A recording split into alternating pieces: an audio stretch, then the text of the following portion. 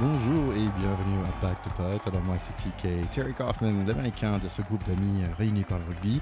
Alors l'idée est très simple, moi je suis un américain, je connais pas super bien ce sport mais je voulais mentorer par des gens qui connaissent un peu plus que moi. Et donc voilà, la première personne c'est un deuxième ligne, joueur à Massif Central et il commence à être éducateur aussi. Salut Chalet Bayer. Salut mon ticket, absolument. Donc oui, je connais un peu mieux le rugby que toi. Je pense que c'est une très bonne définition de ma connaissance du rugby. Et après avoir étraîné cette connaissance du rugby sur les terrains de PH d'honneur et de Fédéral 3, je tente de transmettre mon petit savoir au U10 du Massif Central toujours. Et j'en suis très heureux. Ils ont des dreadlocks ou pas? Pas encore, ça va venir. Les parents sont un peu réticents. Et voilà, ça c'est le voix de notre deuxième ligne qui mesure 2 mètres. Il a joué à Racing 92. Voici Théodore de Saint-Rémy. Ah, Racing 92. Je la connaissais pas celle-là, je l'aime beaucoup Thierry. Ouais, ravi d'être là les amis. Et pour nous donner une vision d'autre que des chaussettes et la boue dans le mêlée, on est content de voir un arrière avec nous. Alors c'est Alban Borel des Pink Rockets. Salut Alban. Salut à tous, salut la team. Je suis effectivement là pour vous donner une vision un peu plus en recul, on va dire, une vision d'un peu plus loin des môles et du cœur du rugby avec mon poste d'arrière, de centre du Stade français. Dis-moi, mon ticket, la dernière fois, on a parlé de Super Bowl un peu. J'y connais pas grand-chose en Super Bowl, mais je m'y connais un peu en troisième mi-temps. Et j'ai vu des images de Tom Brady qui avait l'air pas mal. Il était sur un bateau et il a fait une passe un peu dangereuse avec le trophée gagné. T'as plus d'explications là-dessus? Oui, exactement ça. Donc en fait, normalement, on fait une espèce de parade où on s'est mis dans des bus et on fait le tour du ville. Mais en fait, comme Tampa Bay il fait très beau, ben en fait, et aussi il y a un grand fleuve, c'est sur la côte du Golfe de Mexique. Ben ils ont fait ça en bateau. Et donc ce qu'il faisait, c'est que bon, il avait l'air un peu bourré quand même. Donc il a pris le trophée de Super Bowl, hein, de Vincent Lombardi Trophy. Il a lancé d'un bateau à l'autre. Et il y a t'entends son fils qui dit non, papa, non, papa. Il l'a lancé à son acolyte d'ailleurs dont tu parlais la semaine dernière. Ouais, le Gronk, yeah, exactement. Bah, je peux comprendre. Ouais, c'est deux mecs qui viennent, ils jouaient au Boston avant, il fait froid, c'est très classe ouvrier, c'est Irish, tu gagnes le Super Bowl, tu vas boire tu fais la fête, mais tu vas boire des pints, tu fumes des cigarettes, tu jappes dans la rue. Et là, c'est complètement différent. Ils sont en Floride, il fait beau, il y a la plage, il y a les bikinis. Ça me fait plaisir de le voir un peu décontracté, Tom Brady. Mais quand même, je pense qu'il y a des histoires un peu comme ça avec le bouclier de Brennus, non Théo? Oh bah le bouglier de Brennus, s'il pouvait raconter tout ce qu'il a vécu, lui, on pourrait écrire des livres. Hein, parce que il a servi de planche de surf à Perpignan. Il a été, ouais, il a beaucoup vécu et notamment dans ces errements parisiens après les victoires au Parc des Princes il y a longtemps et puis au Stade de France depuis maintenant une bonne vingtaine d'années.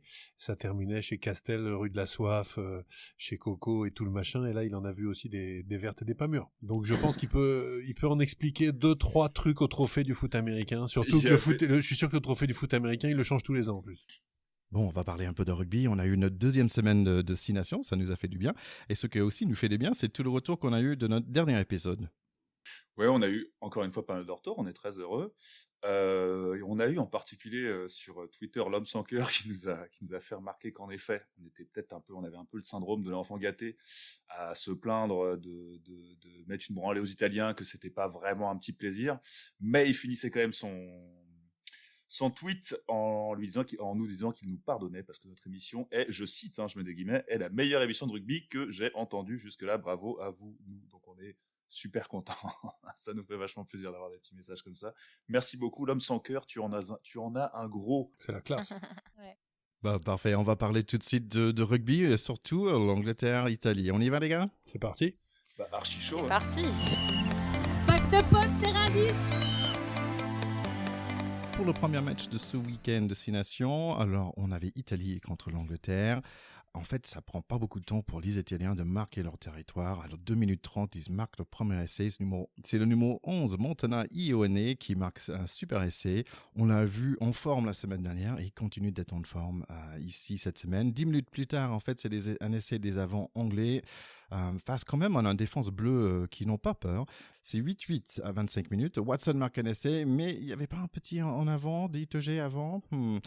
À 38 minutes, Montana, il sauve un essai, mais 3 minutes plus tard, Johnny May fait un essai acrobatique.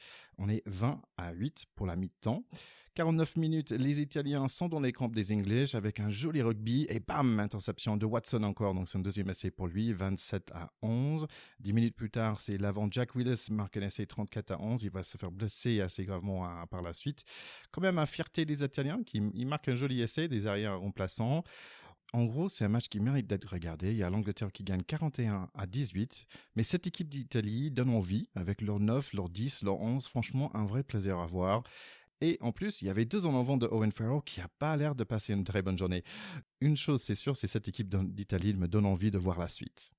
Et oui, mais tu l'as dit, Ticket, à l'image de Owen Farrell, je trouve qu'on a une équipe anglaise évidemment dominante, mais peu convaincante. Honnêtement, j'étais presque contente des petits en avant de Farrell. C'est vrai qu'on s'en réjouit toujours un petit peu, mais voilà, après, c'est vrai que c'est toujours dommage. On en parlait la semaine dernière des imprécisions, on va dire, techniques des Italiens qui ont quand même des superbes lancements de jeu, qui avancent, mais qui, sur les dernières passes, n'assurent pas, à l'image de cette interception de Watson, qui, honnêtement, pour moi, était un crève-cœur, parce que Oui. je m'attendais à cet essai italien, et c'est vrai que Watson les a vraiment crucifiés. Donc, voilà, moi, ce que je retiens du match, c'est quand même des Italiens qui sont...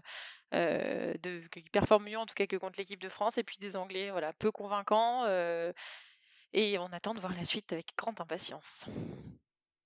Ouais, je te rejoins un peu, c'est-à-dire que bon, on était tous contents que l'Italie a mené au début de ce match.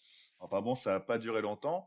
Dès le début, moi j'ai remarqué que cette non-assurance des Anglais, c'était qu'à la première pénalité qu'ils ont à la 8e, au lieu de chercher la pénale touche, ils choisissent les poteaux indirectement. C'est que contre l'Italie, ça se fait rarement, sans leur manquer de respect. On a été un peu sévère avec cette équipe d'Italie, mais à juste titre, hein, parce que bon, leur nombre de victoires n'a pas beaucoup changé depuis la semaine dernière. Après, on m'a rappelé cette semaine que la France avait attendu 50 ans aussi pour avoir sa première victoire dans le tournoi des 6 Nations. Ça permet de pardonner un peu plus les lacunes des Italiens. Du côté anglais, il y a Watson qui a beaucoup impressionné. Ouais, les cannes de feu quand même, Watson. Ouais, c'était vraiment, il a sauvé un essai. Il était partout. C'était vraiment l'homme du match pour moi. Mais voilà quoi, cette équipe d'Angleterre, elle est un peu fébrile parce que j'ai trouvé, voilà, pour reparler un peu de cette équipe d'Italie, que on sentait pas au dernier tournoi Destination, par exemple, on avait une vraie impression d'impuissance. On avait vraiment l'impression que l'Italie n'avait pas de solution, quoi. Là, l'Italie franchissait. Elle avait l'air d'avoir des solutions, mais comme disait Alban, elle se foirait un peu sur la fin. Elle avait du mal à les conclure. Moi, ça me gave un peu ces empoignades, parce qu'il y a eu plusieurs fois où ça a chauffé un peu. C'est vrai. Mais en fait, c'est chiant, parce que oui, c'était un match chaud, tu sentais que ça charriait un peu, mais en vrai, comme il n'y a plus de bagarre, c'est un peu inutile de se tenir par le col. Enfin, ça fait un peu naze. Pour au moins à Ouas l'année dernière, il avait eu le mérite de la sortir sa droite, quoi, plutôt que de rester à s'empoigner pendant une demi-heure là, à se regarder dans les yeux et à se gueuler comme des chiens dessus, alors que tout le monde sait qu'on fera rien. C'est vrai que c'est devenu un peu ridicule. C'est un peu ridicule, quoi. Mais c'est vrai qu'il y avait beaucoup d'agressivité dans ce match, hein. Moi, j'avais en fait regardé ça en anglais et ça m'a fait plaisir parce que je trouve que le commentateur, il a dit 2 choses assez drôles. Il a dit l'attaque italienne, c'était comme ce niveau de drague. En fait, c'était très romantique, mais pas très efficace. Mais c'est pas mal. Les gros clichés. Joli.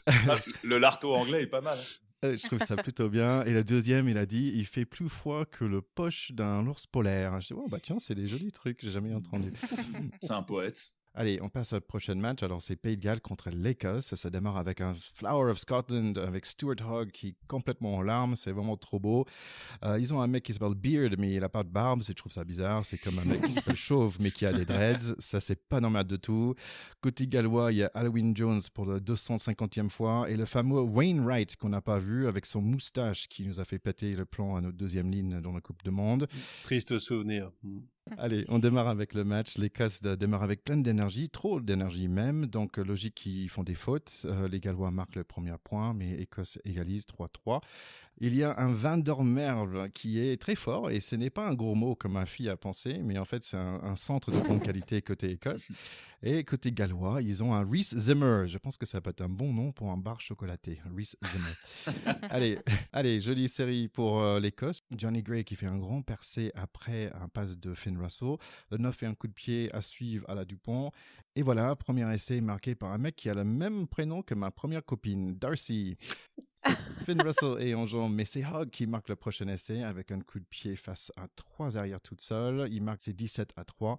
Réponse gallois à la 38e minute de Rhys Zammit.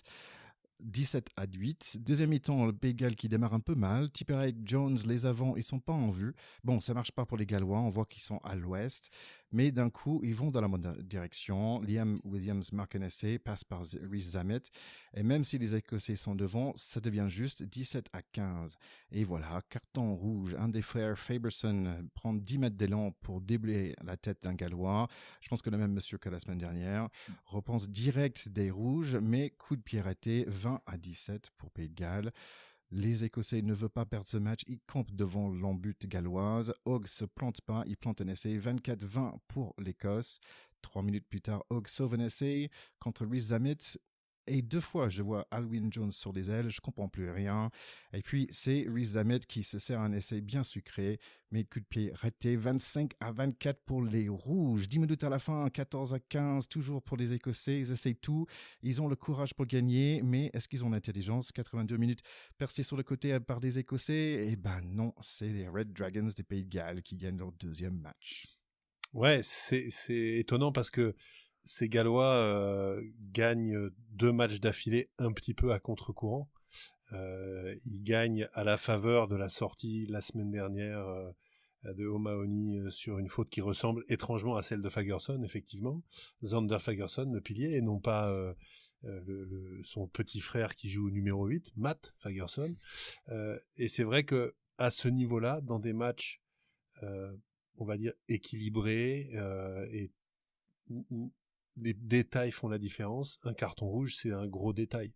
Parce que d'un seul coup, ça déséquilibre toute une équipe, et on voit très bien à ce moment-là que les Gallois, qui étaient quand même en difficulté, qui avaient été dominés pendant les 50 premières minutes, et franchement, à la mi-temps, on voyait les Écossais s'avancer vers un succès tranquille. C'est très étonnant. Et sur cette deuxième mi-temps, après ce carton rouge, il y a un gros groupé pénétrant.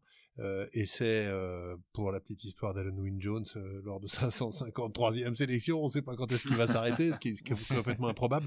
Mais à ce moment-là, le ciel leur tombe sur la tête et ils s'en remettent évidemment pas. Ce que je note aussi, c'est que quand on a des joueurs de grand talent, eh bien, ça fait la différence. Et on sait que aux âmes bien nées, la valeur n'attend pas le nombre des années, puisque ce petit Rhys Zammit, qu'on voyait sur des petites vidéos tribute to Rhys Zammit quand il avait 18 piges, on disait c'est le futur crack. Ben, le mec, il a pas mis longtemps. 1 an après, c'est le crack. C'est-à-dire que le mec se fait 2 essais. Le deuxième, il est tout simplement énorme. Petit coup de pied par-dessus, machin, il va aplatir. Il a des cannes de feu. Ça nous rappelle ce que disait notre copain Richard Tarditz, c'est que dans tous les sports, quand tu vas vite, il y a toujours une place pour toi. Et là, on le voit avec ce gamin-là, qui va à 2000 à l'heure et qui a une tranquillité absolument incroyable. Donc je trouve que malgré la classe de Stuart Hogg, du petit ailier Graham, qui a été énorme, de l'autre ailier, qui est le contraire, qui est super costaud, Van der Merwe, qui a été énorme aussi chez les Écossais, d'Amish Watson, qui nous a fait plaisir à plusieurs reprises, et ben ça a basculé à très peu de choses. Je trouve que les Écossais sont malchanceux sur ce match.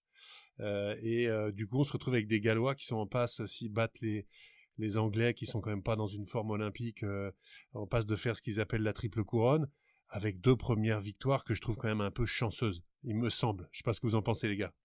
Ouais, moi aussi je te rejoins je pense que c'est vraiment le mot approprié. On était tous, je pense, derrière nos écrans à penser que l'Écosse allait gagner. Et c'est vrai que cette ligne d'arrière, alors je suis ravie que tu parles des Bien arrières, sûr. mon cher Théo, mais je trouve que cette ligne d'arrière, au-delà des avants, mais voilà, vraiment cette ligne d'arrière, moi, m'a beaucoup plu. J'ai trouvé les 2 ailiers Incroyable. incroyables, au-delà des bras de Van der Merwe, les bras de Van der Merwe qui ont une certaine disproportion. Et ouais, et j'ai trouvé, voilà, bon, après encore Hogg dans une forme formidable. Je trouve qu'il fait le match. Bon, et d'ailleurs, il est élu homme du match, hein, mais voilà, j'ai vraiment été conquise par l'esprit de cette équipe, et c'est vrai qu'on en vient à être un peu dégoûté que ce soit in fine le Pays de Galles qui remporte ce match. Mais bon, c'est vrai que tu l'as dit, la jeunesse et les cannes de Louis Zammit ont mis vraiment du peps, on va dire, dans cette ligne, et on regretterait presque la non-présence de George North. D'ailleurs, je sais pas pourquoi il n'a pas été Ouais, je sais qu'il aligné. était peut-être en protocole commotion, je sais pas. Moi, j'ai noté plusieurs petits trucs sympas sur ce match aussi. J'ai adoré le physique du jeune pilier qui entre, le Gallois Leon Brown, qui fait 1m91, 126 kg à 20 piges. J'aime bien, Oui. franchement, je valide. J'ai bien aimé les histoires de famille côté écossais, parce que Gary Graham, qui est pas le frère de l'ailier, mais qui s'appelle Graham quand même, fils du pilier des années 80 ou 90, George Graham, et puis on avait deux fratries, puisqu'il y avait les deux frères Fagerson et les deux frères Gray, puisque Johnny Gray était titulaire et Richie Gray est rentré. J'aime toujours ces histoires de famille, moi, et puis je plains les gens qui doivent les faire bouffer, ces familles-là. Ça me fait toujours marrer de penser au repas de Noël. Ouais, moi je vous rejoins entièrement sur la tristesse pour l'Écosse sur ce match. J'avais dit avant ce tournoi que le Pays de Galles était un peu en fin de cycle, qu'ils avaient du mal à renouveler leurs joueurs. Rhys Amids dont on parle nous prouve qu'il y a quand même du monde qui frappe à la porte, mais enfin ils sont ouais, c'est ça, c'est enfin moi je disais le carton rouge, c'est un peu s'il est rouge, c'est parce qu'il porte le maillot gallois, quoi. C'est un peu le 16e homme du Pays de Galles pour ce tournoi. Ils ont fait 2 matchs chanceux, comme tu dis. Moi je les ai trouvés dégueulasses, mais on peut pas enlever aux Gallois le fait, sur les 2 matchs qu'ils ont gagnés d'assez peu, de pas avoir lâché et de faire preuve de valeur morale incontestable, d'y croire et de se dire non, c'est pas encore gagné, c'est pas parce que t'es mené 17-3 que tu perds. Et c'est ça aussi le sport de haut niveau, le sport de compétition, et le rugby, c'est aussi, comme disent les Américains, gagner from behind. C'est toujours meilleur aussi que de gagner en menant tout le match. Et je pense que c'est quelque chose qu'on peut pas leur enlever incontestablement. Je pense que le match contre les Anglais va être un vrai révélateur, parce que les Anglais sont piqués au vif. Ils peuvent en prendre une sévère, les Gallois, contre les Anglais, à mon avis. On en reparlera. C'est quand même ça, Théo, qui leur a permis d'être demi-finale de la Coupe du Monde. Je trouve cette niaque pour finir les matchs. Absolument. Tout à fait. Et aussi le coup de coude quand même de notre copain. Mais bon, ça c'est autre chose. Je pense qu'on est tous d'accord qu'on veut que les Écossais finissent 2e derrière nos Bleus. Ce serait bien. Allez, ça c'était notre journée de samedi. Et dimanche, on avait du lourd. C'était France-Irlande.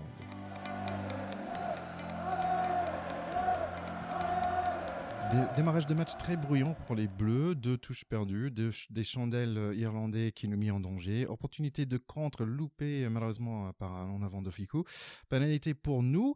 Il a été parfait la semaine dernière, Jalibert, dit le présentateur, merci, bon c'est raté.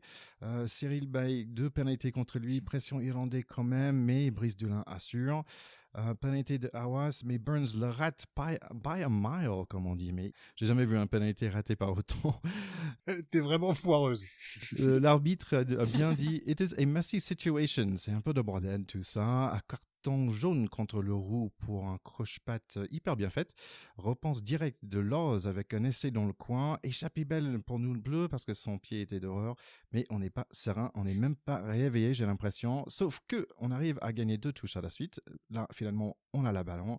3-4 passes sympas et Olivon passe la vitesse supérieure. 7-3 pour la France. À 37 minutes, on a un mêlé mais pas très sûr. C'est Adrit qui nous fait du bien. On arrive à mettre un pénalité de 3 points. 10-3 à la mi-temps. Deuxième mi-temps démarre fort avec un joli percé de Marchand, mais notre essai rebondit contre la tête de Williamsay. En parlant de tête, il y a du sang partout et 3 Irish qui sont sortis pour une commotion cérébrale. Les Bleus, ils ont la balle et ça fait du bien, sauf qu'on fait rien avec, malheureusement. J'ai l'impression qu'on préfère défendre qu'attaquer, mais à 55 minutes, essaye quand même par Penaud, merci à Dulin.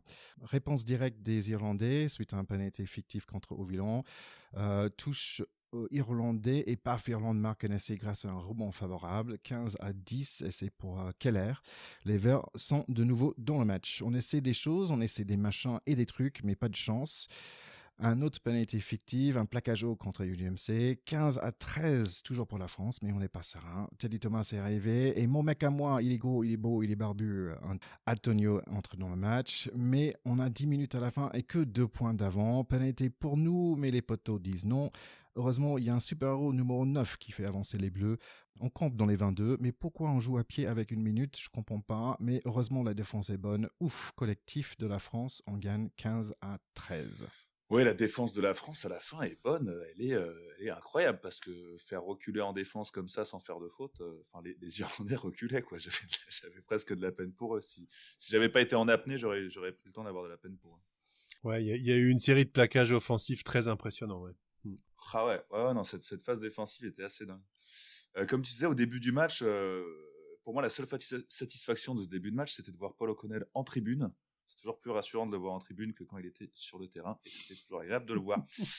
Dulin, il nous a fait un peu peur en début de match parce que ouais, il loupe une balle sur réception, il se fait contrer un ballon aussi, donc mais très rapidement.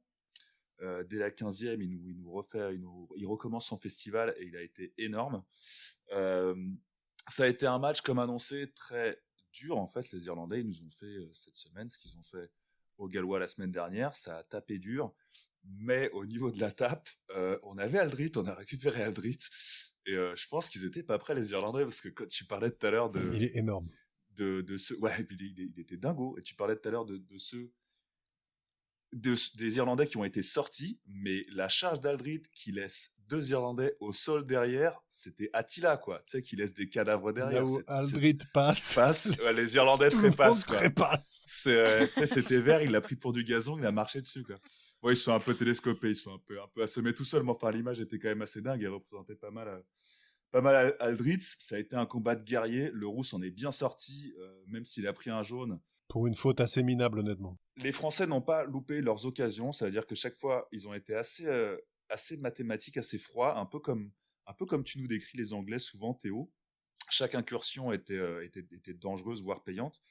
Et on a défendu très bien, même si le score n'est pas est serré, et même si clairement les 10 dernières minutes, on a perdu 5 litres de flotte, on a tous serré les dents, serré les fesses et beaucoup transpiré.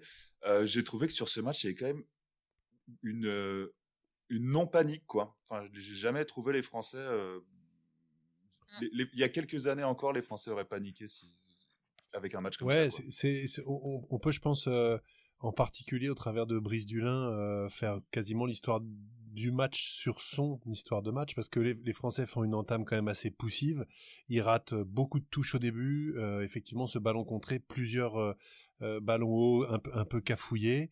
Et puis, en fait, ils s'affolent pas. Ouais, c'est ça. Ils finissent par re-rentrer dans leur match, et ils re-rentrent dans leur match avec notamment en tête de pont un Aldrit complètement stratosphérique sur le milieu de terrain. Il a totalement effacé du paysage Sigistander, qui est quand même pas le premier venu, qu'on n'a pas vu du match. C'est invraisemblable. Et puis Dulin, le timing de ce mec, mais moi je pourrais passer, je crois, des heures en fait à regarder ce mec monter sur les ballons hauts, tellement je trouve ça kiffant, quoi. C'est absolument fou. Alors il en rate un ou deux au début, et après un festival. Teddy Thomas en prend une aussi exceptionnelle à la fin, qui nous fait beaucoup de bien. Ouais, dans le bon timing. Et puis effectivement, on a lu un peu dans les commentaires, bah oui, c'est Sean Edwards qui a gagné le match. Ça veut dire ça veut dire que la défense en deuxième mi-temps en particulier, et en fin de match où t'es quand même pas serein, les mecs reviennent à 2 points en marquant un essai hyper chanceux, parce que Olivon prend le ballon en touche, et malheureusement, il gère mal la transmission, rebond, machin. Keller qui va marquer. Enfin, l'essai des Irlandais, il vaut que dalle. Ouais. Honnêtement, il vaut rien. C'est con, parce que c'est la seule touche qu'on a maîtrisée, parce qu'on a été très bien lu en touche. C'est un peu ça. Je pense que les Irlandais, effectivement, ils ont regardé la vidéo. Le seul point noir du match, la touche. Et on réussit à la contrer. Qui est un peu inquiétante. Bah ouais, mais je pense qu'on a été clairement lu en touche. On est attendu maintenant. Là, les mecs, ils savaient quoi faire. Particulièrement la fameuse touche au-delà des 15 pour le centre. Bon, bah, on a failli se prendre un essai par le 5 sur.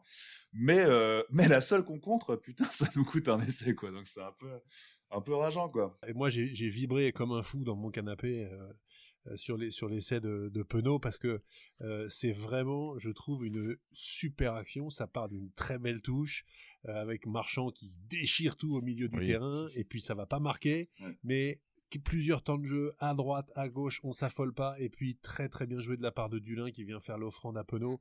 Franchement, des essais comme ça, c'est magique. C'est royal. Parce qu'il y a aussi pas d'affolement. Cet essai-là, c'est aussi l'histoire du match. On n'est pas dans la facilité, on est dans l'application. C'est ça que j'ai adoré. Ouais. Pour moi, c'est vraiment ça la clé du match, comme vous le dites. C'est qu'il y a encore 2-3 ans, l'équipe de... Enfin, même encore l'année dernière, je suis pas sûre que cette équipe aurait su maîtriser ce jeu. On a quand même un Dupont qui est quand même le ministre de l'Intérieur, comme on dit, qui se fait quand même asphyxier par la défense. Honnêtement, Il était cherché, il ouais. a aussi fait pas mal de coquilles dans des choix de jeu, etc. Il était sous pression sur quasiment tous ses ballons, des transmissions qui ont été un petit peu gâchées, etc.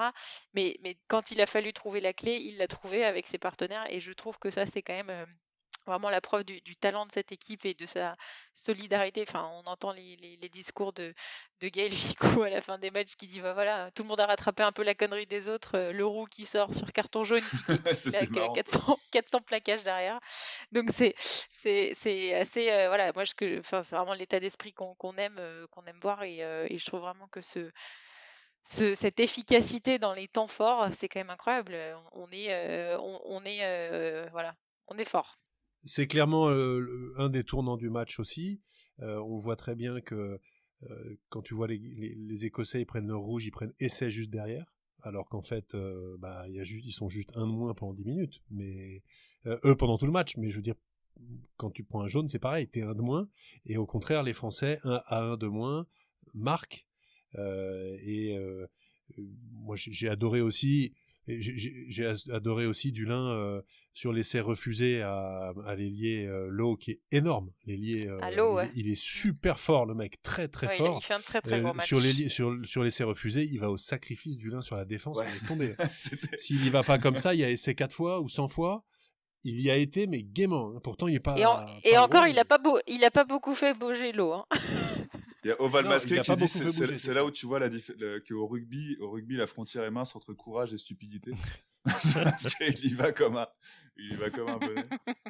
Mais moi, j'ai bien aimé aussi sur après le sacrifice de Dulin, la petite filouterie de Fickou qui arrive quand même et qui tire le pied de l'adversaire pour qu'il sorte un peu en touche quand même. Ça, maintenant, c'est pratiqué. Ça. Ouais. Je trouve pour Fickou, c'était pas un match où il était beaucoup en vue, mais ce gars, il nous fait un bien énorme. Il est parfait. C'est incroyable. Je me souviens quand j'ai commencé à regarder le rugby, il y avait le grand Josion. Et tout le monde disait, il y avait une époque où il était le meilleur centre du monde, en fait. Et quand je regarde Fickou, Josion, je trouvais qu'il était si long, dans le sens qu'il faisait jouer tout autour de lui. Et ça faisait grandir des personnes autour de lui. Et avec Fickou, je trouve exactement la même chose. Où c'est un facilitateur de jeu, quoi. C'est vrai, il devient un joueur qui apporte une grande sérénité. Il faut pas oublier là qu'en plus on joue ces matchs-là clés sans Virimi Vakatawa, qui est le meilleur centre de l'équipe de France quand même depuis au moins 2 saisons. Les autres lui tournaient un petit peu autour et à chaque fois c'était quand même lui le taulier. Et là on arrive à gagner ces matchs-là avec Virimi en tribune ou plus ou moins dans son canapé. Arthur Vincent à nouveau, excellente performance. Donc sortie après sortie, on se dit mais putain, en fait cette équipe n'a pas de point faible. Il y a pas de point faible parce qu'il y a du réservoir et des grands joueurs à tous les postes et ça c'est fantastique. C'est vraiment kiffant. Pour conclure sur Fickou, il pousse même en mêlée, quoi. Oui, j'ai vu. Exactement, c'est ce que j'allais dire. J'allais dire c'est le 9e avant, mais comme beaucoup de centres, comme beaucoup de premiers centres qui sont en vrai des 3e lignes refoulées, on le sait tous. Même chez les filles. On m'a souvent dit tu veux pas remplacer un 3e lettre. Non, mais c'est vrai que c'est des jeux un petit peu complémentaires où tu mélanges vitesse et aussi défi physique. Donc c'est vrai que c'est des jeux, enfin c'est des postes qui sont quelque part similaires, on va dire. Et pour Fickou, c'est marrant parce que je lisais une interview de Fabien Pelouse dans Rugbyrama qui disait qu'il comprenait pas comment Fickou n'était pas aujourd'hui le meilleur joueur du monde, qui était capable de faire beaucoup mieux. Et c'est vrai qu'on sent qu'il en a encore sous la pédale, quoi. Donc j'ai vraiment hâte d'être en 2023. En plus 60 sélections que 26 ans aussi, c'est chouette. On a beaucoup de temps encore avec lui, c'est vraiment agréable. Théo, j'étais tout à fait d'accord avec toi sur Stander et j'ai même marqué dans mes notes, est-ce qu'il a un peu peur ou pas, parce que qu'on l'a vu détruire le 8 en face contre le Pays de Galles la semaine dernière, et cette semaine-là, j'avais l'impression qu'il n'allait pas direct au contact, il évitait un petit peu, mais peut-être c'est juste moi. Mais non, il a disparu, effectivement, perdu de recherche, Jacques Pradel va nous chercher CG. Non, sérieusement, je pense qu'on peut pas non plus être tout le temps au top. Rappelons-nous que ce sont que des hommes et qu'on a le droit d'avoir un jour où on est un peu moins bien. CG Stander n'était pas là. Et autant il avait fait un gros match au Pays de Galles, autant là, il a été complètement étouffé et il n'était pas dedans. Ouais. J'avais une question aussi, mais avant ça, je trouvais, l'arbitre qui a parlé français, je trouvais ça mignon parce que chaque fois qu'il voulait dire lâche, j'ai compris, lâche le ballon. je Donc devais, c'est que le ballon.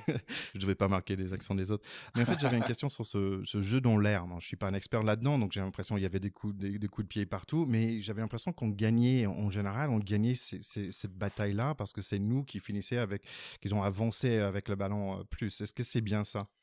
Ouais, on l'a pas gagné tout le temps, mais moi, ce que je trouve, surtout sur le jeu au pied et le jeu aérien, on a beaucoup dit, et d'ailleurs ça s'est vu dans le match des Écossais contre les Gallois aussi, ça a été très important, que le jeu au pied devient une arme vraiment fatale dans le rugby moderne, en particulier soit le jeu au pied très haut devant la ligne des 22, soit le jeu au pied court derrière la ligne de défense. Et ce qui me frappe, c'est surtout que les joueurs ont tous énormément progressé dans la précision de ce jeu au pied. Avant, on avait tendance à balancer des grandes chandelles et à voir ce qui se passait en dessous, puis on verra bien, allons-y, on arrive avec des grands moulinets, et puis on regarde. Non, ça c'est terminé. Maintenant, les mecs arrivent à faire 4 fois sur 5, 5 fois sur 6, des jeux au pied extrêmement précis, et qui demandent en dessous une qualité de timing et de jeu aérien vraiment hyper exigeante et hyper difficile. Et là-dessus, nous, on a des grands joueurs. C'est-à-dire qu'effectivement, un Brice Dulin, un Teddy Thomas, quoique Teddy Thomas est un petit peu plus inégal, mais on a plutôt gagné ce match-là. Mais les Irlandais n'ont pas été ridicules en jeu au pied. Ils ont été bons aussi. Ils ont gagné plusieurs ballons aussi. Et tu vois que maintenant, toutes les grandes équipes internationales pratiquent ça de façon extrêmement précise. Et d'ailleurs, c'est des phases de jeu qui sont génial parce que tu as toujours une tension pas possible à la retombée du ballon et on est tous en train de serrer les fesses, en train de se dire qui va la dégueuler, qui va la choper. Et pourquoi alors que quand nous on avait le ballon, on avait 1 minute, on était devant, pourquoi on lançait des coups de pied dans l'air comme ça?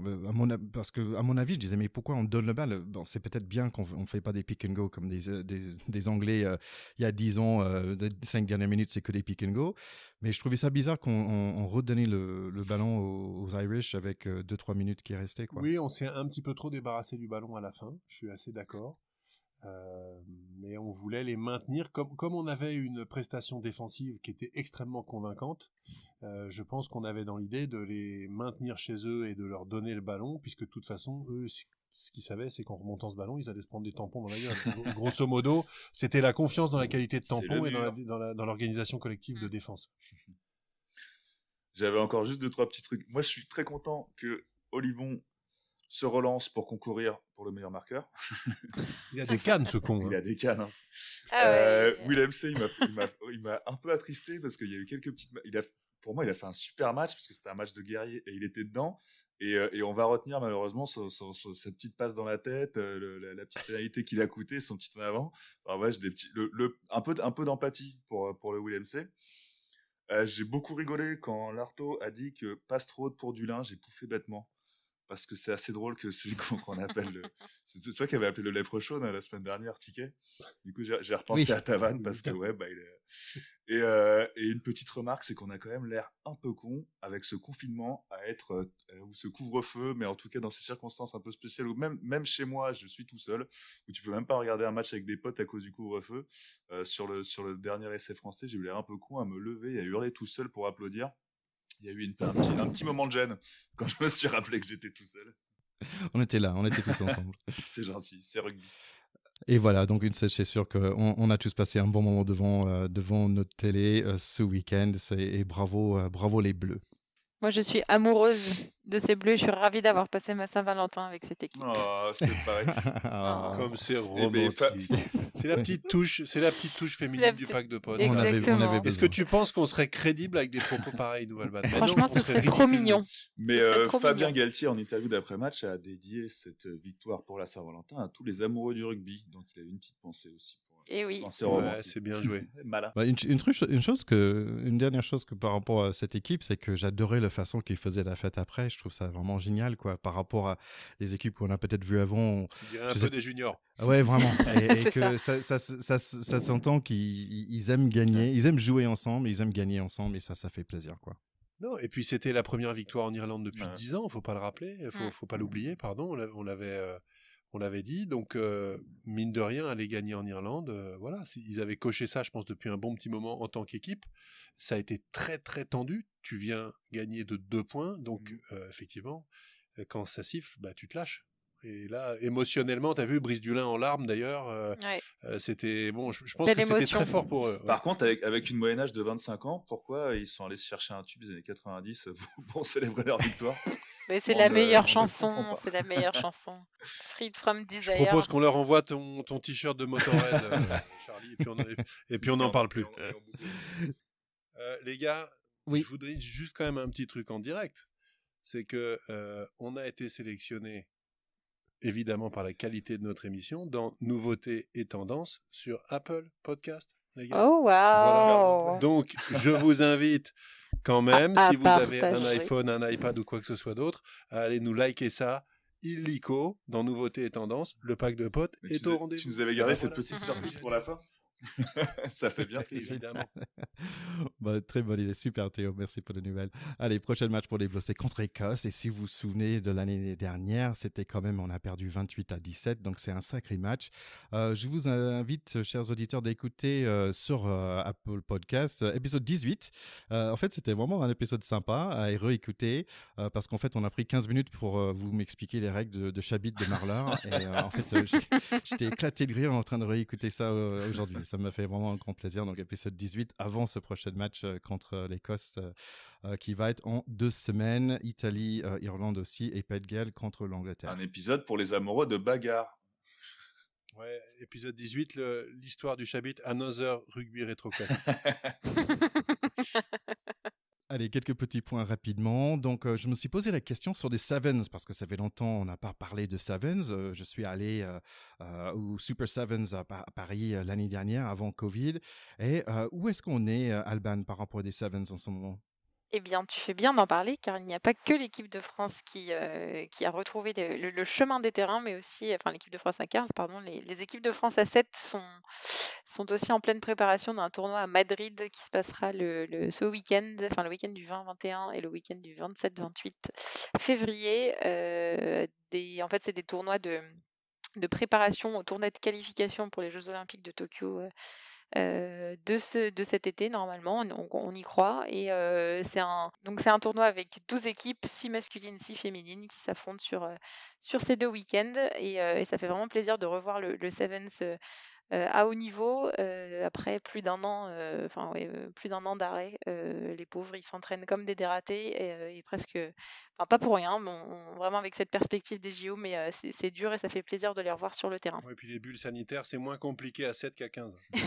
Exactement. Et après Madrid, du coup, la prochaine échéance, ce sera le tournoi de qualification olympique qui aura lieu à Monaco cette année, courant juin. Super, mais juste pour le petit souvenir aussi, la France, on était 4e pour les hommes et les femmes l'année dernière en Sevens, il me semble.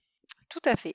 Donc, ça veut dire en fait, après ces 6 nations hommes, on aura les femmes en avril, donc ça c'est chouette. Après, il y aura la U20 en juin et juillet. Après, on aura des JO, donc les Sevens pour fin juillet, août. Donc voilà. Et après ça, on a la Coupe du Monde féminine à Nouvelle-Zélande, en espérant en septembre. Donc voilà, je pense qu'on a pas mal de rugby à regarder cette année. Et nous, on se repose jamais. Bon, non, parce qu'il n'y a plus de match, il n'y a plus de Champions League, donc on peut se reposer ce week-end-là.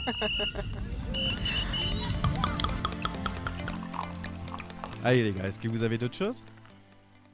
Peut-être qu'on peut interroger Théo sur sa réaction par rapport au transfert de Teddy Thomas au Stade Toulousain. Bon, d'abord, c'est pas encore signé. Hein. C'est effectivement annoncé. Moi, je pense que de toute façon, Teddy Thomas, ça fait 6 ans qu'il est là. Je pense qu'il a besoin d'un nouveau challenge et c'est certainement pour ça qu'il décide d'aller voir ailleurs.